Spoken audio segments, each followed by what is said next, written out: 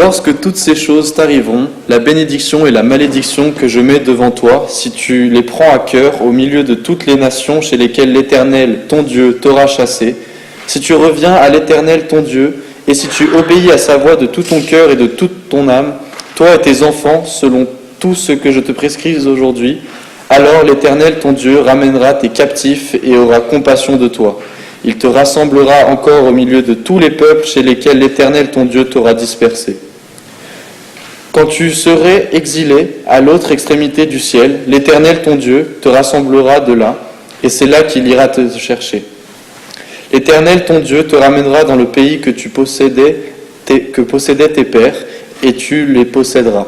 Il te fera du bien et te rendra plus nombreux que tes pères. L'Éternel, ton Dieu, circoncira ton cœur et le cœur de ta postérité, et tu les aimeras, l'Éternel, ton Dieu, et tu aimeras l'Éternel, ton Dieu, de tout ton cœur et de toute ton âme, afin que tu vives. L'Éternel, ton Dieu, fera tomber toutes ces malédictions sur tes ennemis, sur ceux qui t'auront haï et persécuté. Et toi, tu reviendras à l'Éternel, tu obéiras à sa voix, et tu mettras en pratique tous ces commandements que je te prescris aujourd'hui. L'Éternel, ton Dieu, te comblera de bien en faisant prospérer tout le travail de tes mains, le fruit de tes entrailles, le fruit de tes troupeaux et le fruit de ton sol. Car l'Éternel prendra de nouveau plaisir à ton bonheur, comme il prenait plaisir à celui de tes pères, lorsque tu obéiras à la voix de l'Éternel, ton Dieu, en observant ses commandements et ses ordres, écrits dans ce livre de la loi, lorsque tu reviendras à l'Éternel, ton Dieu, de tout ton cœur et de toute ton âme. Ce commandement que je te prescris aujourd'hui n'est certainement point au-dessus de tes forces et hors de ta portée. Il n'est pas dans le ciel pour que tu dises « Qui montera pour nous au ciel et ira nous la chercher ? Qui nous la fera entendre afin que nous le mettions en pratique ?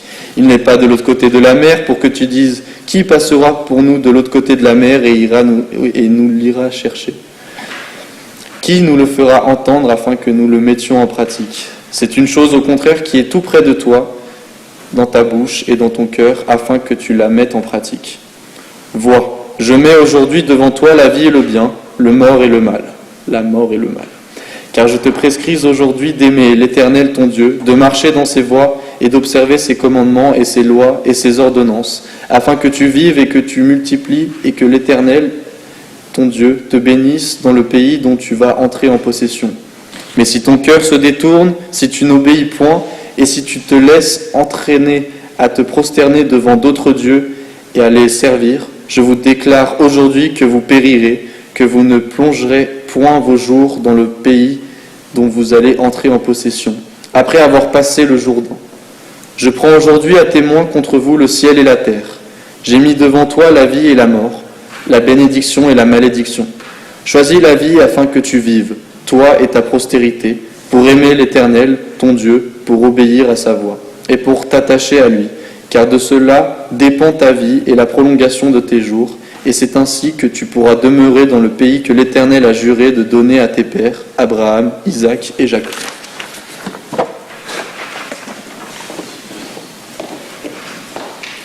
C'est un passage de la Torah que Caleb, que je préfère son nom hébraïque à son nom civil, va lire demain. Et je ne sais pas si vous avez compté comme moi combien de fois il est dit de tout ton cœur et de toute ton âme. Je vois des gens qui choquent des copes, mais 3 fois. 3 fois cela est dit. Et cela vous rappelle quelque chose. Le chemin, où il est dit de tout ton cœur, de toute ton âme et de toutes tes forces. Alors quelquefois, lorsque on est un juif pas très pratiquant, on regarde les juifs très pratiquants et on se dit c'est extraordinaire. Ou alors on se dit quelle charge. Il y a les 2 options. Mais la tradition elle dit que l'on doit d'abord aimer Dieu de tout son cœur, de tout ton cœur et de toute ton âme. Alors pourquoi y a-t-il les 2 ? Pourquoi est-il nécessaire de dire de tout ton cœur et de rajouter de toute ton âme, de toute ta force, de tes forces ou de toutes tes capacités ? Ça on peut comprendre. Pourquoi pourquoi y a-t-il ces deux références? Et puis les commentateurs essayent de comprendre, enfin, proposent des pistes. Et la piste que l'un d'entre eux propose est la suivante. L'individu, chaque être humain, est rationnel et puis irrationnel. Il y a l'objectivité et puis il y a la subjectivité. Et dans le fond, c'est à ces deux références qu'il faut rattacher ces deux termes. Est-ce que la foi en Dieu, pour ceux qui l'ont, doit omnubiler en quelque sorte l'individu et lui faire perdre toute capacité de raisonner, de faire appel à la raison? D'un autre côté, celui qui raisonne et qui ne fait que raisonner, fait-il réellement, uniquement, qu'utiliser sa raison?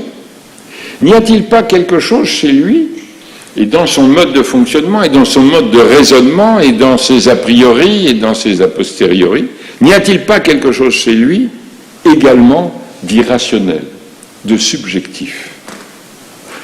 Eh bien, la tradition dit, il faut en quelque sorte s'appuyer sur ces deux éléments.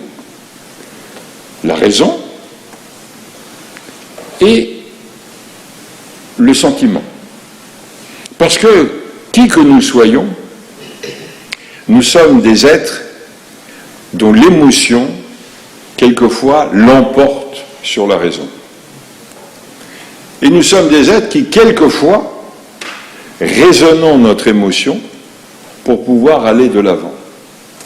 Et dans le fond, ceux qui arrivent à suivre une certaine tradition, que ce soit la tradition très traditionnaliste ou la tradition très libérale, mais qui le font en quelque sorte sur ces deux bases, sur ces deux appuis que sont d'une part la raison et d'autre part le sentiment, arriveront à trouver un équilibre qui les rendra très certainement heureux, satisfaits de pouvoir appliquer ce que nous dit la Torah, c'est-à-dire les commandements de l'Éternel. Il est bien entendu que cette mise en application des commandements, si elle s'appuie sur la raison d'une part et sur l'émotion d'autre part, elle doit satisfaire l'individu aussi.